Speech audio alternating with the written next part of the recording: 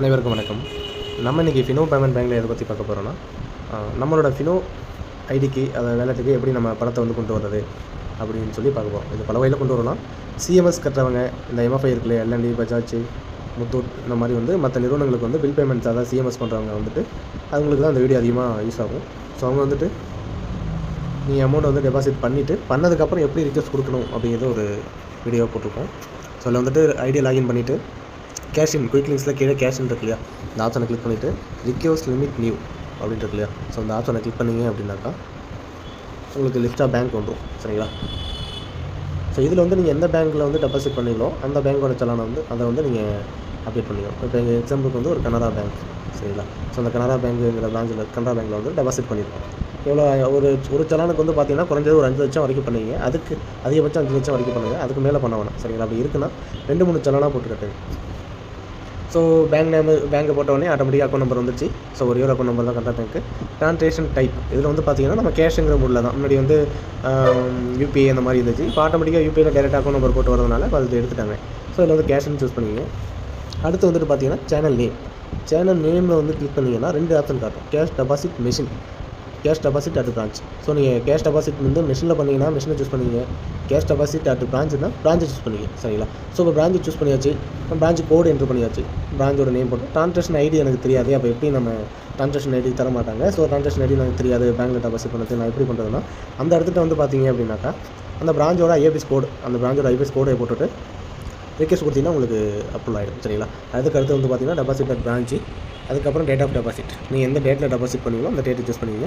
ரிமார்க்கில் உங்களோட mobile number, இல்லை நீங்கள் டெபாசிட் பண்ணும்போது ரிமார்க் போட்டு அவங்க அப்டேட் பண்ணியிருந்தாங்கன்னா அந்த நம்பர் போட்டுங்க. சரிங்களா?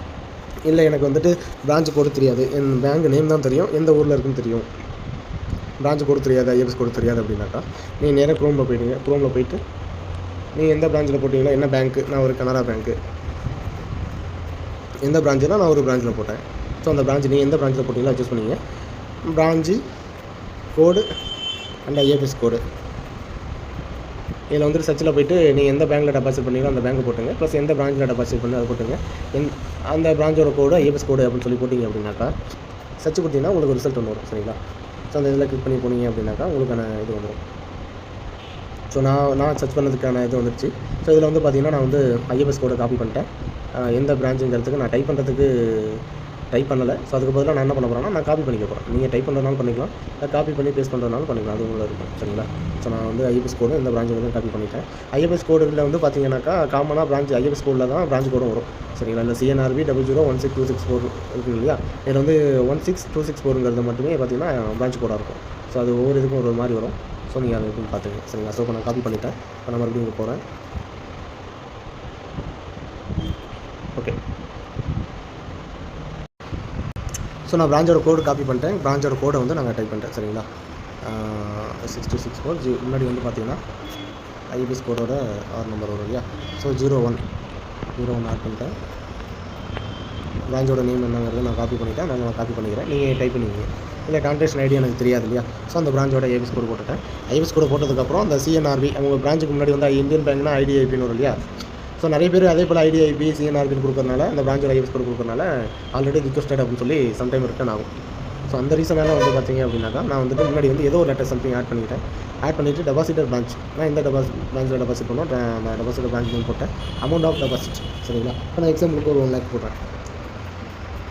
1 லட்ச ரூபா போட்டாச்சு. ஸோ இந்த டேட்டில் டெபாசிட் பண்ணேன். இன்கேஸ் வந்து முன்னாடி டேட்டில் கூட நீங்கள் டெபாசிட் பண்ணியிருக்கலாம். அந்த டேட்டில் கொடுக்குற அமௌண்ட்டுனாக்கா அந்த டேட் என்னவோ அந்த டேட்டை சூஸ் பண்ணிக்கிறோம். நான் இந்த டேட்டில் போட்டதுனால இந்த டேட்டை சூஸ் பண்ணிவிட்டேன். ரிமார்க்கில் ஏதாவது பிரான்ச்சில் ஏதாவது ரிமார்க் சொல்லி நீங்கள் உங்களோட நேம் மென்ஷன் பண்ணியிருக்காங்க அப்படின்னாக்கா நீங்கள் உங்களோட அந்த என்ன ரிமார்க்கோ அதை போட்டுங்க. நான் ஜஸ்ட் என்னோட மொபைல் நம்பர் வந்து என்ட்ரு பண்ணிட்டேன். ஸோ அடுத்து வந்து டினாமினேஷன். நீங்கள் வந்து பிரான்ச்சில் என்ன டினாம் போட்டு கட்டினீங்களோ ஸோ நீங்கள் அதை பொருள் வேணால் போடலாம். இல்லை லாஸ்ட்டாக அந்த காயின்ஸ் ₹1 காயின் இருக்கு இல்லையா, ஸோ அதில் வேணால் போடலாம். அப்போ நான் 1 லட்ச ரூபாய்க்கு வந்து ₹1 காயின்லேயே போடுறேன். ஸோ காயின் போட்டுட்டு சப்மிட் கொடுத்துட்டேன். நெக்ஸ்ட்டு கேட்குது. இதில் வந்து பார்த்தீங்கன்னா 5 கேரக்டர் அப்படின்னு சொல்லி வந்துருக்கு. ஸோ அந்த முன்னாடி இருக்க 0 நான் எடுத்து விட்டேன். இப்போ நான் நெக்ஸ்ட்டு கொடுத்து வச்சு பார்த்தீங்களா, ஸோ அந்த ரிக்வெஸ்ட் லிமிட் டீட்டெயில்ஸில் வந்துட்டு நம்ம என்ன கொடுத்தோமோ அது வந்து மறுபடியும் ப்ரீவியூ கேட்கு. சரியா? இது பண்ண சொல்லி கன்ஃபார்ம் பண்ண சொல்லுது. ஸோ பேங்க் நேம் என்ன வந்துச்சு, அக்கௌண்ட் நம்பர் பார்த்தாச்சு, ட்ரான்சாக்ஷன் ஐடி கரெக்டாக பார்த்துக்கிட்டோம், டெபாசிட் பிரான்ச் என்னன்னு பார்த்துட்டோம், டெபாசிட் அமௌண்ட் எவ்வளோன்னு பார்த்தாச்சு, டேட் ஆஃப் டெபாசிட் பார்த்தாச்சு, ரிமார்க்கில் என்ன போட்டிருக்கோமோ, டெபாசிட் டைப் வந்து கேஷ். சரிங்களா? ஸோ இதில் வந்து நெக்ஸ்ட் கொடுங்க. நெக்ஸ்ட் கொடுத்தோம் 2 மெத்தட் கேட்போம். நீங்கள் வந்து OTP மூலமாக இந்த ரிக்வெஸ்ட் கொடுக்க போகிறீங்களா, இல்லை கையிலே வச்சு கொடுக்க போகிறீங்களா? இன்கேஸ் OTP கையில் மொபைல் நம்பர் இல்லை அப்படின்னா நீங்கள் கையிலே வச்சு கூட ரிக்வெஸ்ட் கொடுக்கலாம். இப்போ என்கிட்ட வந்து மொபைல் கையில் தான் இருக்குது.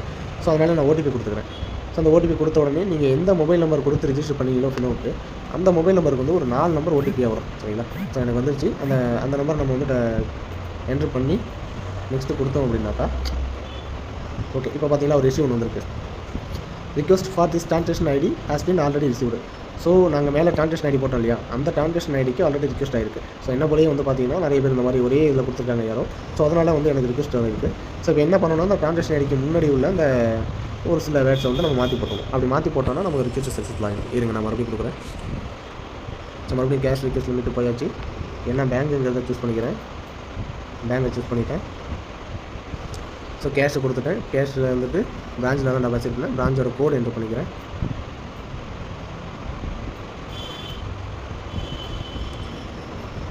பிரான்ச் கோடு என்ட்ரு பண்ணிட்டேன். பிரான்ச்சோட நேம் என்னங்கிறத என்ட்ரு பண்ணிக்கிறேன். ஸோ ட்ரான்சாக்ஷன் ஐடி இந்த இடத்துல தான் நமக்கு இஷ்யூ வந்துச்சு. சரிங்களா? ஸோ இங்கே வந்து ஐஎஃப்எஸ்சி கோடை போட்டாச்சு.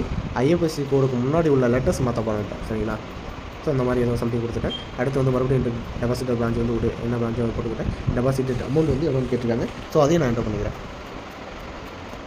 அடுத்த டேட் ஆஃப் டெபாசிட் ரிமார்க்கில் வந்துட்டு நீங்கள் எதுனா கொடுத்துக்கலாம். இன்கேஸ் வந்து ரிமார்க் இருக்குன்னா. ஸோ இதில் வந்துட்டு அதோட காயின்ஸ்லாம் நான் போட்டுக்கிறேன். ஸோ சப்மிட் கொடுத்துட்டேன். நெக்ஸ்ட்டு கொடுக்குறேன் பிரான்ச்சோட. ஓகே மறுபடியும் ப்ரீவியூ வருது. இப்போ நெக்ஸ்ட்டு கொடுக்குறேன். ஓடிபி கொடுக்குறேன். ஸோ ஓடிபி வருது. ஓகே ஸோ இப்போ பார்த்தீங்களா, யுவர் ரிக்வெஸ்ட் சக்ஸஸ்ஃபுல்லி இன்சர்ட்டட். இந்த மாதிரி ட்ரான்சாக்ஷன் ஐடியில் நீங்கள் கொடுக்கும்போது இந்த மாதிரி தப்பாக வருது அப்படின்னாக்கா, ட்ரான்சாக்ஷன் ஐடி வந்து நீங்கள் மாற்றிட்டீங்க அப்படின்னா மறுபடியும் உங்கள் ரிக்வெஸ்ட் வந்து கம்ப்ளீட் ஆகிடும். சரிங்களா? ஸோ இது வந்து ஃபினிஷ் கொடுத்துருங்க.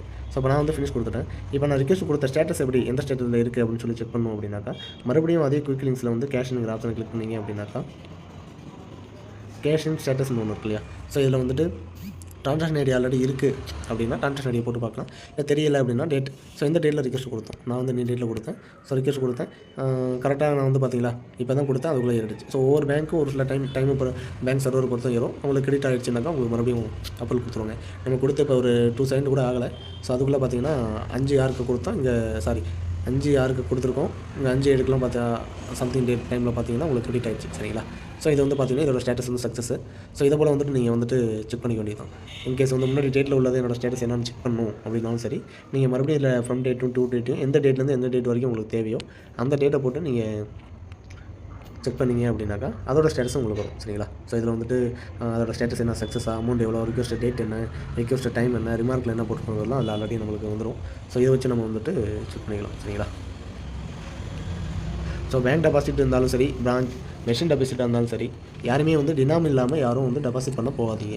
சரியான டினாமினேஷன் கையில் இருந்தால் மட்டும் மெஷின் டெபாசிட் போங்க. இன்கேஸ் வந்து மெஷினில் மாட்டிக்கிச்சு அப்படின்னாக்கா, நம்ம பேங்க்கில் போய்ட்டு எழுதி கொடுக்கணும் அப்படின்னாக்கா, உங்களுக்கு சரியான டினாம் இருந்தால் தான் ஈஸியாக இருக்கும். சரிங்களா?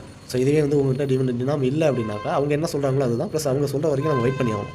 இன்கேஸ் நம்மள சரியான டினாம் இருக்குது, எடுத்துகிட்டு போகிறோம், ஒரு 5 கட்டு 500 கட்டு எடுத்துகிட்டு போகிறோன்னா, 500 கட்டில் 5 கட்டில் 500 நோட் இருக்குது அப்படின்னாக்கா, அதில் ஒரு 450 நோட்டு டெபாசிட் பண்ணிட்டோம்.